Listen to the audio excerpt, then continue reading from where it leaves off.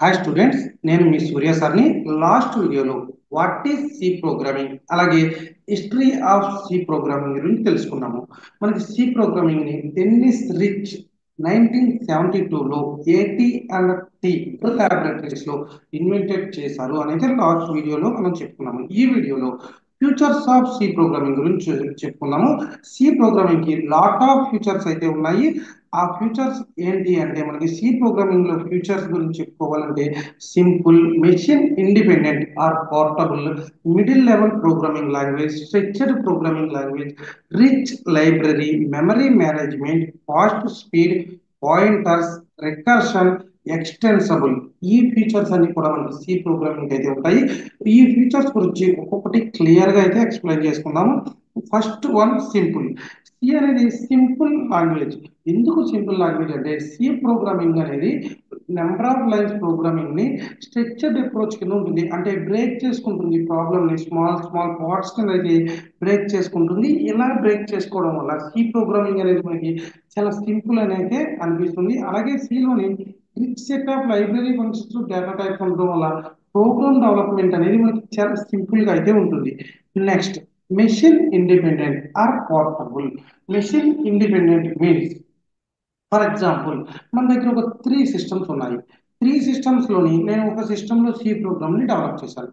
ఈ డెవలప్ చేసిన ప్రోగ్రామ్ ని కాపీ పేస్ట్ చేసి సెకండ్ సిస్టమ్ లో రన్ చేసినప్పుడు, థర్డ్ సిస్టమ్ లో రన్ చేసినప్పుడు వితౌట్ ఎర్రర్స్ తో సక్సెస్ఫుల్ గా రన్ అయితే దాన్నే మెషిన్ ఇండిపెండెంట్ అని పిలుస్తాం. అంటే ఒక మెషిన్ లో రాసిన ప్రోగ్రామ్ ఏ మెషిన్ లో అయినా సరే రన్ అయితే దాన్నే మెషిన్ ఇండిపెండెంట్ అంటాము.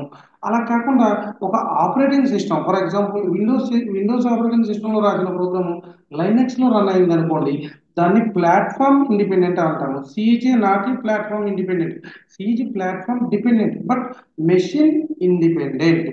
Number 3, middle level programming language. C programming ని యూజ్ చేసి సిస్టమ్ డ్రైవర్స్ ఉంటాయి కదా, ఆ డ్రైవర్స్, కర్నల్స్, ఈ టైప్ ఆఫ్ అప్లికేషన్స్ మనం క్రియేట్ చేస్తాము. సో ఇవన్నీ కూడా లో లెవెల్ ప్రోగ్రామింగ్ లో ఉంటుంది. అంటే సి అనేది లో లెవెల్ లాంగ్వేజ్ ని సపోర్ట్ చేస్తుంది. అలాగే C supports features of high level programming ని. హై లెవెల్ లాంగ్వేజ్ ఫ్యూచర్స్ ని కూడా సపోర్ట్ చేస్తుంది. సో సి ఇటు low level and high level features ని సపోర్ట్ చేస్తుంది కాబట్టి దీని మిడిల్ లెవెల్ లాంగ్వేజ్ అని అయితే పిలుస్తాము. Number 4, structured programming language.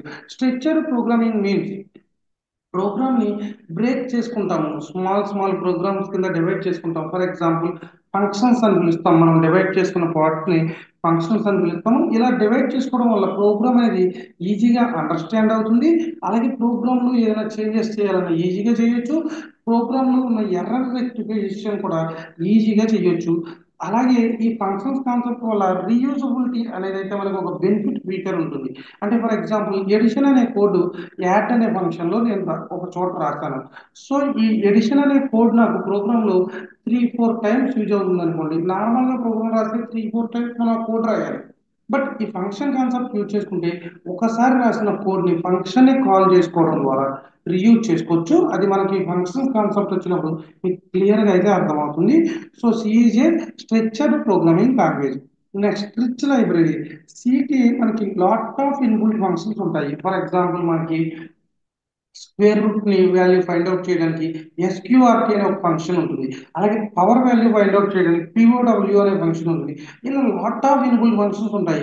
ఇలా లాట్ ఆఫ్ ఇన్బుల్ట్ ఫంక్షన్స్ ఉండడం వల్ల మనం ప్రోగ్రామ్ లోని ప్రతి దానికి కూడా కోడ్ రాయాల్సిన అవసరం లేదు. ఇప్పుడు స్క్వేర్ రూట్ మనం కోడ్ రాయాలనుకోండి, ఒక 5 to 6 లైన్స్ కోడ్ వచ్చింది అనుకోండి, డైరెక్ట్ గా ఎస్క్యూఆర్టీ అనే ఒక సింపుల్ ఫంక్షన్ యూజ్ చేసి స్క్వేర్ రూట్ వాల్యూని ఫైండ్ అవుట్ చేసుకోవచ్చు.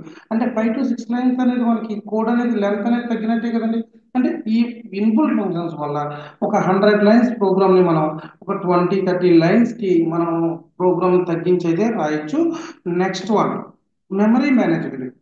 సి అనేది స్టాటిక్ మెమరీని సపోర్ట్ చేస్తుంది. స్టాటిక్ మెమరీని సపోర్ట్ చేస్తుంది, బట్ డైనమిక్ మెమరీ ఫ్యూచర్ ని కూడా సపోర్ట్ చేస్తుంది. డైనమిక్ మెమరీ ఎల్కేషన్ ఫ్యూచర్ ని కూడా సపోర్ట్ చేస్తుంది. ఫ్రీ అనే ఒక ఫంక్షన్ ఉంటుంది, ఎఫ్ఆర్ఈ అనే ఒక ఫంక్షన్ ఉంటుంది.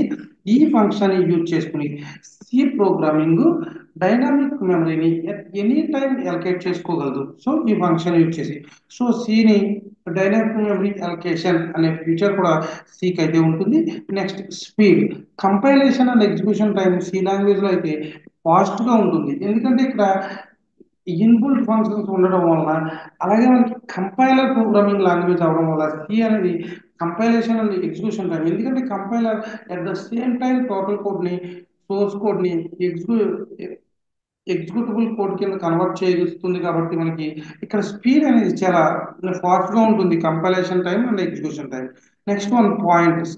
సిలో మనకి పాయింటర్స్ అనే ఒక కాన్సెప్ట్ ఉంటుంది. ఈ పాయింటర్స్ వల్ల మనం వీ కెన్ యూజ్ చేసి మనం ఏ మెమరీనైనా సరే డైరెక్ట్ గా ఇంటరాక్ట్ అవడానికి అయితే ఉంటుంది. Next one recursion. Functions concept లోనే మనకి రికర్షన్ అనే ఒక కాన్సెప్ట్ ఉంటుంది. రికర్షన్ కాన్సెప్ట్ అంటే ఏంటంటే, ఒక ఫంక్షన్ మనం యాడ్ అనే ఫంక్షన్ కాల్ చేసి మనం యాడ్ ఫంక్షన్ లో రాసిన కోడ్ అంతా ఎగ్జిక్యూట్ అవుతుంది. రికర్షన్ ఫంక్షన్ ఏంటంటే, సేమ్ ఫంక్షన్ లో రిపీటెడ్ గా కాల్ చేసుకుంటే దాన్ని రికర్షన్ అంటాము. ఈ కాన్సెప్ట్ వచ్చినప్పుడు మీకు క్లారిటీ వస్తుంది. బట్ ఈ కాన్సెప్ట్ వల్ల ఒక 100 లైన్స్ ప్రోగ్రామ్ ని 20 లైన్స్ కి మనం లెంత్ అయితే తగ్గించవచ్చు. Next one extensible. C language is extensible because it is easily adapt new features. మనకి సిలోని న్యూ ఫీచర్స్ అనేది ఈజీగా అయితే అడాప్ట్ చేయొచ్చు. దానివల్ల సిని ఎక్స్టెన్సిబుల్ అంటాము. ఫ్రెండ్స్, వీడియో నచ్చితే లైక్ చేయండి, అలాగే ఛానల్ అయితే సబ్స్క్రైబ్ చేసుకోండి. Thank you very much.